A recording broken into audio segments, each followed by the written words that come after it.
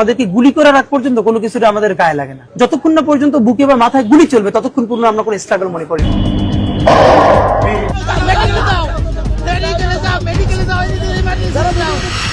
এমন মৃত্যুই চেয়েছিলেন হাদি। সবাই যখন মৃত্যুটাকে ভীষণ ভয় পায়, আমি তখন হাসতে হাসতে আল্লাহর কাছে ভীষণ সন্তুষ্টি নিয়ে পৌঁছতে চাই যে আমি একটা ন্যূনতম ওই জীবনটা লিড করতে পারলাম, যে আমি একটা ইনসাফের হাসি নিয়ে আমি আমার আল্লাহর কাছে পৌঁছতে চাই। মৃত্যুর পর চাওয়াও ছিল অল্প, শুধু আমাদেরকে যদি কেউ গুলি করে মেরে ফেলে তাকে যেন ধরে বিচার করা হয়।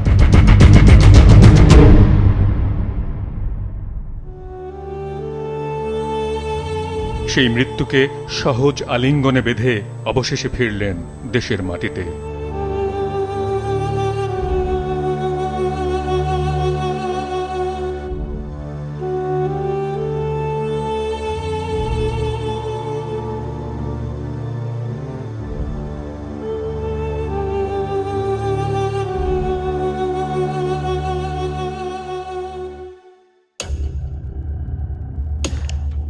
ক্ষমতার মোহ নয়, বরং মানুষের মুক্তির আকুতি ছিল তীব্র উচ্চকিত কণ্ঠ জুড়ে। জুলাই আন্দোলন থেকে শুরু করে বর্তমানের রাজপথ, তিনি ছিলেন আপোষহীন দেশ আর গণমানুষের স্বার্থের প্রশ্নে। বিপ্লবী সেই জীবনের গল্প এখন মানুষের মুখে মুখে। কেমন ছিল সময়ের সাহসী কণ্ঠস্বর একজন ওসমান হাদির সহজ অথচ বর্ণিল কিন্তু সংক্ষিপ্ত জীবন। আমি চপল হিন্দল, আমি তাই করি ভাই যখন চাহে মন যা, করি শত্রুর সাথে গলাগলি, ভাই মৃত্যুর সাথে পাঞ্জা। আমি উন্মাদ, আমি ঝঞ্ঝা, আমি ভিতিয়ে ধরিত্রীর বলবীর চির উন্নত মানুষের।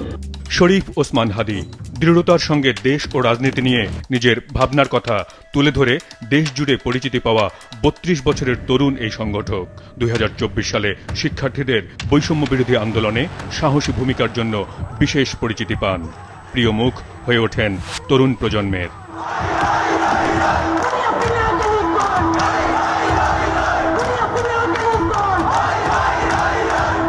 গণ অভ্যুত্থানে হাদি ছিলেন সম্মুখ সারির যোদ্ধা। রামপুরায় ছাত্র আন্দোলনের নেতৃত্বে ছিলেন এই হাদি।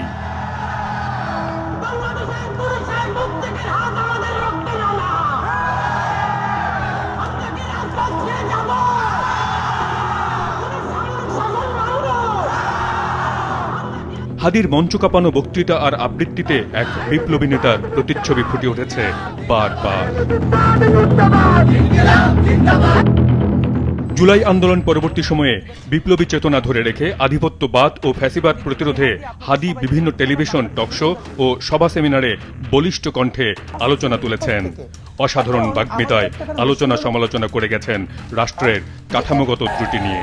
যদি সব রাজনৈতিক দল মিলে করে তাহলে ভোট হইতে দেওয়া হবে না। আগে সংস্কার না নির্বাচন, এই এলাকা বুঝি না, সবার আগে বিচার। বিভিন্ন বিষয়ে কড়া সমালোচনার কারণে সামাজিক যোগাযোগ মাধ্যমে তিনি প্রাণনাশের হুমকির মুখোমুখি হয়েছেন বহুবার। জুলাইয়ের পর মব সন্ত্রাস ও গণমাধ্যমের উপর হামলার বিপরীতে অবস্থান নেন হাদি। সামাজিক মাধ্যমে এসব সমস্যার কড়া প্রতিবাদ করে গেছেন। তার বক্তব্যে বারবার প্রতিধ্বনিত হয়েছে সামাজিক রাজনৈতিক বিচারিক ন্যায্যতা, দেশের স্বার্থ ও ভারতীয় আগ্রাসন বিরোধী বিষয়গুলো। এই সংবিধানের প্রিয়াম্বুল পর্যন্ত ভারত থেকে লিখে দেওয়া হয়েছে। এটা ভারতের ডিপ্লোম্যাট তিনি স্বীকার করছেন যে আমরা এটা লিখেছি।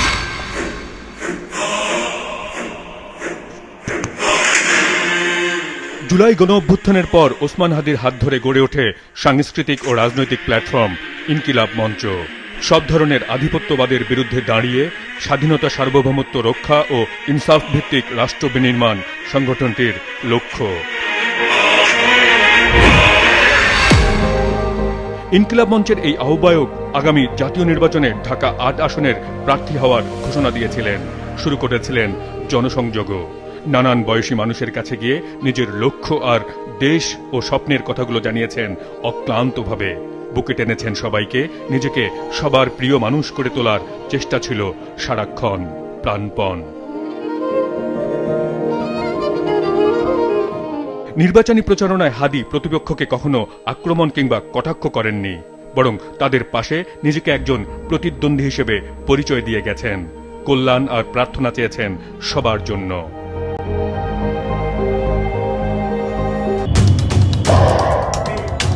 কিন্তু নির্বাচনের তফসিল ঘোষণার পরদিন 12ই ডিসেম্বর দুপুর 2:15টার দিকে রাজধানীর বিজয়নগর পানির ট্যাঙ্কের সামনে রিকশায় করে যাওয়ার সময় ওসমান হাদির ওপর প্রাণঘাতী আক্রমণ চালানো হয়। ওই সময় মোটরসাইকেলে করে এসে দুই ব্যক্তি হাদিকে খুব কাছ থেকে গুলি করে পালিয়ে যায়।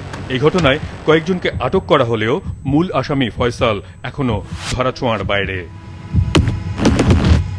পুলিশ বলছে হাদি হত্যার প্রধান আসামি নিষিদ্ধ ছাত্রলীগ নেতা ফয়সাল করিম মাসুদ অবৈধ পথে ভারতে পালিয়ে গেছেন এরই মধ্যে।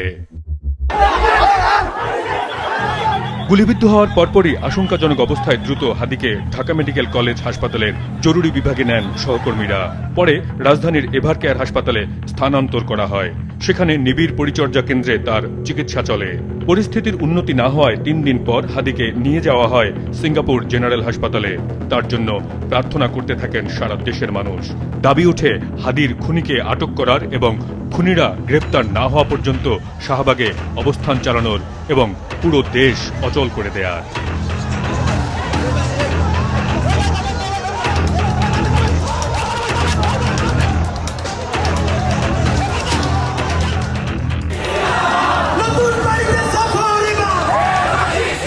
হাদিকে গুলি করার ঘটনায় বিক্ষুব্ধ জনতার পাশাপাশি প্রতিবাদে নামে সব রাজনৈতিক দলগুলো। তবে সব প্রতিবাদ আর প্রার্থনা শোকে পরিণত হয় গতরাতে, যখন সিঙ্গাপুর থেকে আসে ওসমান হাদির মৃত্যুর খবর। টানা 7 দিন মৃত্যুর সঙ্গে পাঞ্জা লড়ে দেশ বিদেশের চিকিৎসকদের সব চেষ্টা ব্যর্থ করে অবশেষে না ফেরার দেশে চলে যান জুলাই গণ অভ্যুত্থানের সম্মুখ ভাগের যোদ্ধা ইনকিলাব মঞ্চের মুখপাত্র শরীফ। গুলিবিদ্ধ হয়ে সিঙ্গাপুরে চিকিৎসাধীন অবস্থায় গত রাত 10:45টায় মারা যান তিনি। হাদিকে হত্যার প্রতিবাদে রাতভর অবস্থান ও বিক্ষোভের পর সকাল থেকেই শাহবাগ মোড় অবরোধ করে বিক্ষোভ করেছেন ছাত্র জনতা ও হাদির সহযোদ্ধারা। আন্দোলনকারীরা অভিযোগ তোলেন জুলাই যোদ্ধাদের নিরাপত্তা দিতে ব্যর্থ হয়েছে বর্তমান সরকার। খুনিদের গ্রেপ্তার করতে না পারা, ফ্যাসিবাদের দোসরদের নানান তৎপরতা নিয়ে প্রশ্ন ওঠে। বিচার নিশ্চিত না করা পর্যন্ত আন্দোলন চালিয়ে যাওয়ার ঘোষণা আসে আন্দোলনকারীদের পক্ষ থেকে। আমরা যতদিন পর্যন্ত বেঁচে থাকি হাদির বদলা এদেশের মাটিতে অবশ্যই নিয়ে ছাড়ব। হাদির আসামিকে বাংলাদেশে এনে, ভারত থেকে বাংলাদেশে এনে তাকে মৃত্যুদণ্ড দেয়, ততক্ষণ আমরা এখান থেকে সরব না। হাদির মৃত্যুকে ঘিরে যখন শোক আর প্রতিবাদে তার সহযোদ্ধা ও ছাত্র জনতা শাহবাগে প্রতিবাদে মুখর, ঠিক সে সময়ে বিক্ষোভকারীদের আরেকটি অংশ তাণ্ডব শুরু করে কারওয়ান বাজারে। সংঘবদ্ধ হামলা চালায় দৈনিক প্রথম আলো কার্যালয়ে।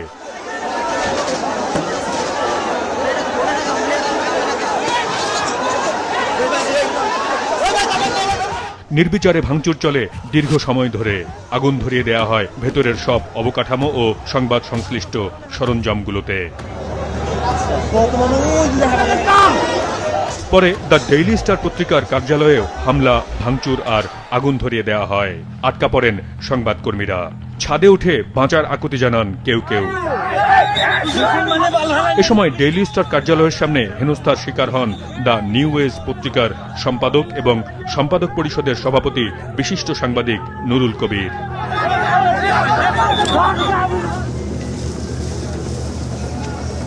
প্রায় 7 ঘন্টার চেষ্টায় আগুন নেভাতে সক্ষম হয় ফায়ার সার্ভিস। পরিস্থিতি নিয়ন্ত্রণে আনে পুলিশ ও সেনাবাহিনীর সদস্যরা।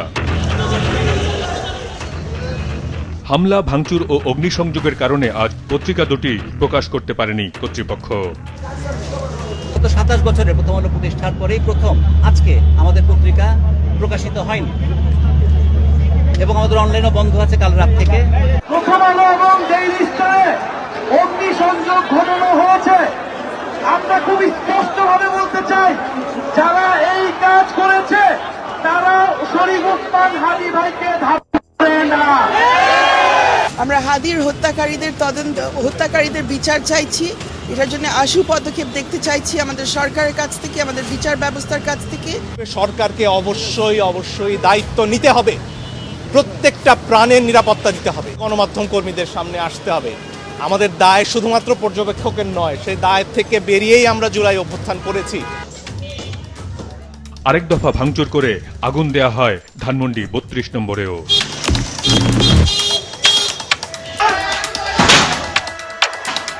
ধানমন্ডিতে বাঙালি সংস্কৃতি চর্চার ঐতিহ্যবাহী সংগঠন ছায়ানট ভবনে হামলা চালায় একদল দুর্বৃত্ত।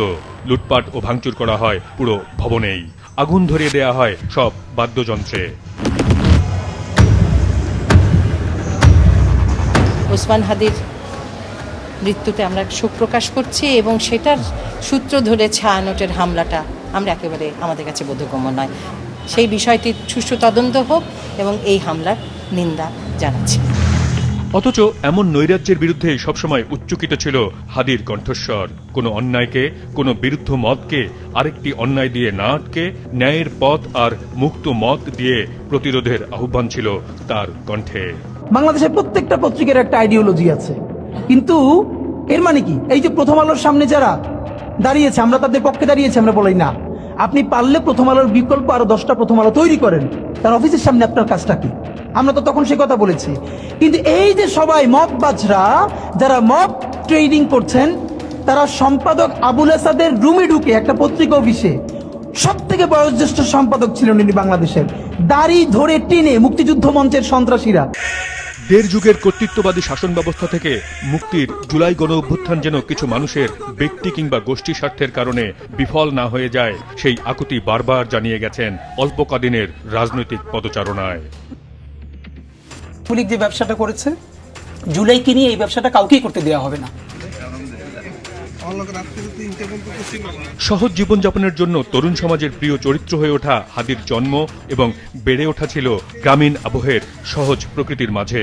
১৯৯৩ সালে টিন শেডের এই ঘরে জন্মেছিলেন জুলাই অভ্যুত্থানের অন্যতম আন্দোলনকারী শরীফ ওসমান হাদি। পরিবারে হাদি এখন কেবলই স্মৃতি আর ছবি। ঘাতকের গুলিতে চিরতরে বিদায় নিয়েছেন জুলাই আন্দোলনের অন্যতম এই কাণ্ডারি। বাবা মাওলানা আব্দুল হাদি ও মা তসলিমা হাদির 6 সন্তানের মধ্যে সবার ছোট হাদি। এলাকাবাসী জানান, শৈশব থেকেই হাদি ছিলেন প্রতিবাদের কণ্ঠস্বর। এই যে মিছিল, মিটিং, স্লোগান, মশাল মিছিল আমার বাসার পাশে বিএনপি অফিস হওয়ার ফলে আমাকে ভীষণ আন্দোলিত করেছিল, এবং এমনভাবে আন্দোলিত করেছিল, আমি যখন সম্ভবত ক্লাস 4 বা 5 পড়ি, তখন 2001-এর জাতীয় নির্বাচন, যে নির্বাচনের মধ্য দিয়ে বিএনপি 4 দলীয় জোট ক্ষমতায় আসে, তখন আমি সব থেকে ক্ষুদে অ্যাক্টিভিস্ট। নেসারাবাদ NS কামিল মাদ্রাসা থেকে দাখিল আর আলিম শেষ করে ঢাকা বিশ্ববিদ্যালয়ে প্রাতিষ্ঠানিক শিক্ষা সমাপ্ত হয় তার। বাংলাদেশ মাদ্রাসা শিক্ষা ব্যবস্থা, মাদ্রাসা সম্বন্ধে আমাদের ধারণা এবং আমার যে কালচারাল লড়াই এর সূচনা, এই গল্পটা শুনলে আপনারা নিশ্চয়ই কিছু একটা রিলেট করতে পারবেন। স্বজনদের পাশাপাশি গ্রামবাসীর কাছেও 24-এর গণ অভ্যুত্থানে নেতৃত্বের এক প্রতিচ্ছবি হাদি। তাই তো তার এমন অসময় মৃত্যু মানতে পারছেন না কেউই। ওসমান হাদিকে আমি আমার শৈশব কৈশোর বিভিন্ন সময় দেখেছি। তিনি আউট অ্যাক্টিভিটিস, পড়ার বাইরেও মেধাবী তো ছিলই, এর বাইরে তিনি আবৃত্তি, কবিতা, একই সঙ্গে লেখালেখি এবং বক্তৃতায় তার অবস্থান সবসময় জাতীয় পর্যায়ে শ্রেষ্ঠ ছিল।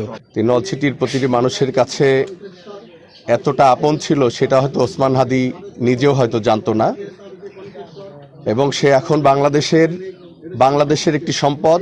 আব্দুল হাদি মাওলানা তিনি ওরকমের জিহাদি মনোভাব ছিলেন। তিনি সবসময় প্রতিবাদী কণ্ঠ ছিলেন, ঠিক বাবার মতো ও প্রতিবাদী কণ্ঠ ছিল, অন্যায় কখনোই প্রশ্রয় করে নাই।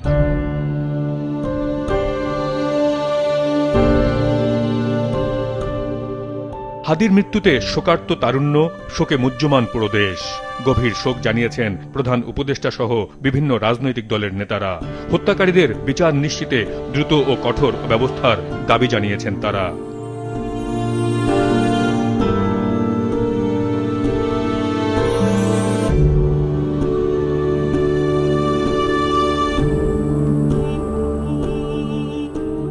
আজ সন্ধ্যায় লড়াকু এই যোদ্ধার মৃতদেহ পৌঁছায় দেশের মাটিতে, যে দেশের স্বার্থ রক্ষায় হাদি তার ছোট্ট জীবন উৎসর্গ করে গেলেন অবলীলায়।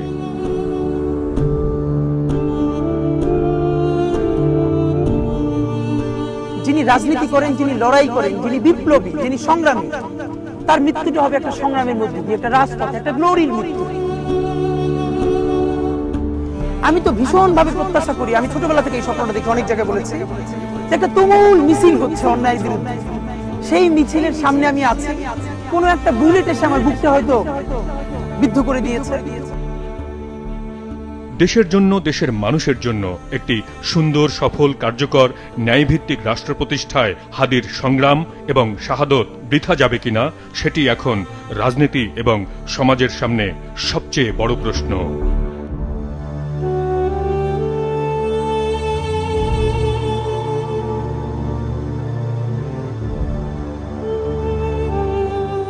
যে আমি একটা ন্যূনতম ওই জীবনটা লিড করতে পারলাম, যে আমি একটা ইনসাফের হাসি নিয়ে আমি আমার আল্লাহর কাছে পৌঁছাতে চাই।